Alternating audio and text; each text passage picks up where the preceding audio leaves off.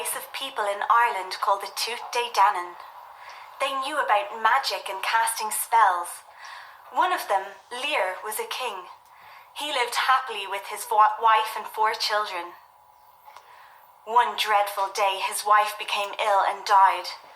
Lir and the children were heartbroken. "Don't worry, father," his daughter Fionnuala said sometime later. "I will look after my little brothers." "You are too young," said Lir gently. "Children need a mother. Someday I will marry again." One day in summer, Lir had a visitor. It was Aoife, his wife's sister. She hugged the children and smiled at Lir. Her eyes were dark as elderberries, her skin creamy as milk. "It's such a sunny day," she said. "Let's eat outside. You must not be sad anymore." The children were delighted, and Lir fell in love with her at once. Aoife would make a perfect wife and mother. Aoife too was pleased. "My plan is working," she thought. "Soon I will be queen. Lir is rich and will give me anything I ask for. But those children are a nuisance. When we are married, I will get rid of them." A sudden wind howled around the fort, and clouds buried the sun. Soon there was a royal wedding. It lasted for days. Then Lir and his bride travelled the kingdom. "How beautiful his wife is," people said. But one old man shook his head. "Haven't you noticed?" he asked. "Wherever she walks, the wind howls, and clouds bury the sun. This woman will bring trouble." But they only laughed at him. "Don't be silly, it's just the weather," they said. At last, Lir and his new wife returned home. Aoife went inside to try on her jewels and robes. Lir walked contentedly outside his fort. His 4 children were playing on the lawn. "How good they are," he thought to himself, "and how quickly they are growing. I must spend more time with them." So every day after that he played with the children and spent a little less time with his wife. Aoife noticed. She began to get restless. She did not enjoy swimming or fishing with the children. She felt bored and left out. Lir was rich. He could do anything, go anywhere he wanted. Why did she have to stay at home while he rambled off on stupid adventures with those children? Lir loved them. That was why. Maybe more than he loved Aoife. As time went on, Aoife grew more and more jealous. "Only for the children," she thought. "I would have Lir all to myself. I must get rid of them." One day, she spoke sweetly to her husband. "My dear," she said, "the children are growing up now and don't need us. It will be good for them to go away from home. We can have such wonderful times together, just the 2 of us." "No, Aoife," Lir replied.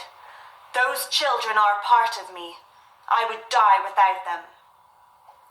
Time after time she tried to persuade him, but it was useless. Aoife became desperate. A terrible idea took hold in her head. It choked her heart and smothered her brain until one day she thought of a dreadful plan. It was summer. All was still in the drowsy heat. Lir dozed in a shady corner as Aoife called to him. "I am taking the children to the swim in the lake. It is so warm."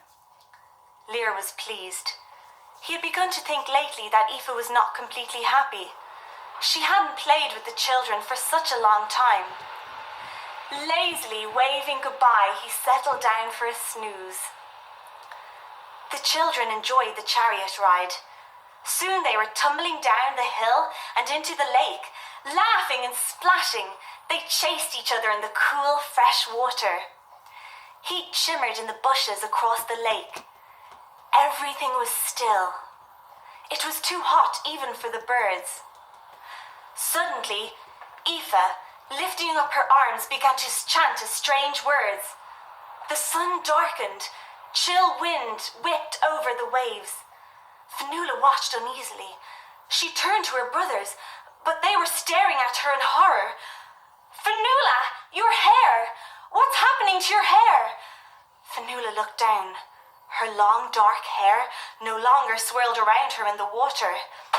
Even as she looked, white feathers grew over her shoulders, covering her skin, and in place of her 2 arms were 2 wings. Too frightened to scream, Fionnuala looked back at her brothers. She was just in time to see their rosy cheeks disappear as they too were covered in smooth white feathers. Fionnuala and her brothers had been changed into swans. There was a mighty clap of thunder. Spears of rain lashed around her, but Aoife didn't care. Her spell had succeeded. Now she had nothing to fear. Then one of the swans began to speak, for Aoife's magic had failed to destroy their voices. "What have you done to us?" cried Fionnuala. "Why have you done this terrible deed?" Aoife laughed. "Lir is mine now, all mine," she screeched. "And you will remain as swans for 900 years. You will spend the first 300 years on this lake, 300 years in the Sea of Moyle, and the last 300 on Inish Glora in the west. You will never be human again until you hear the sound of a holy man's bell. Now get away from here. I will never have to look at you again." And though the swans called to her and begged her to have pity on them, she would not listen. She climbed up the hill by Loch Derravara and hurried away. The sun shone again. The water lapped gently on the shore, but Fionnuala and her brothers could only huddle together. They tried to comfort each other.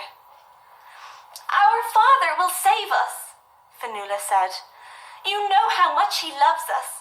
He has the power of the Tút de Danann. Don't cry, little brothers. We will soon be home again." When she reached the fort, Aoife tiptoed over to the sleeping Lir and gently kissed him. "Wake up, Lir, dear," she said. "I have sad news. Your 4 children drowned in the lake, but don't fret. I will take care of you. Now we are alone at last." "Drowned? How? What? What happened? My children! My children!" And flinging Aoife aside, Lir went running like a madman towards the lake, yelling their names, gasping and sobbing. But when he reached it, there was nothing to be seen except the softly lapping water and 4 swans. Lir threw himself to the ground, rocking back and forth in sorrow and despair. Then a voice spoke to him. "Father, don't grieve. We are not dead. Aoife has changed us into swans. It is Fionnuala who speaks."